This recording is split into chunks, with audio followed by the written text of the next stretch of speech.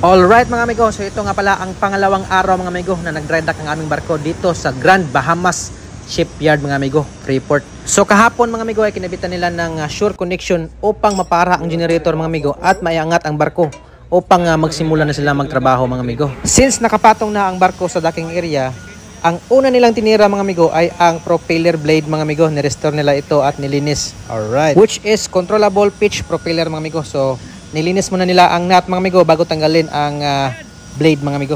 Shout out kabayan. Oh, vlogger ka kabayan. Oy, shout out sa mga taga-Payaw. Alright. Marami pala tayong mga kababayan dito mga amigo nagtatrabaho dito sa Bahamas Shipyard. Yung iba welder, mechanics, at yung iba mga amigo is fitter.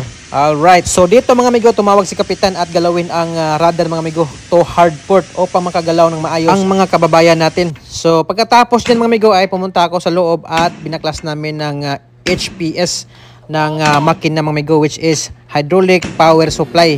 Ayan, yung accumulator. Tinanggal namin mga amigo at palitan namin ng diaphragm dahil due date na rin sa kanyang PMS. Sa mga gustong manood mga amigo kung paano baklasin at palitan ng diaphragm itong ating HPS mga amigo, meron na akong video niyan mga amigo, which is hindi kompleto pero marami kayong matututunan doon mga amigo. Alright. Yun, right. Tanggal na. So ito na yung itsura niya. Punasan natin.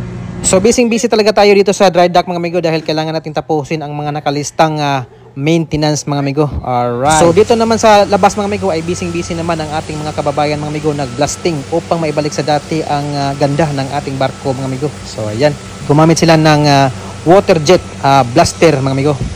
Napahanga ako sa kondisyon ng ating barko mga amigo dahil kunti lang ang kumakapit na barnacles sa hull niya.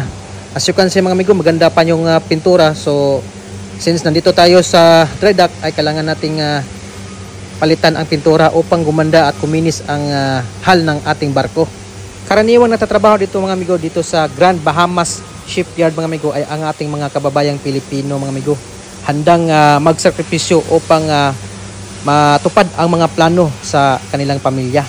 So ito nga pala ang isa sa common jobs kung ang barko ay nasa dry dock mga amigo.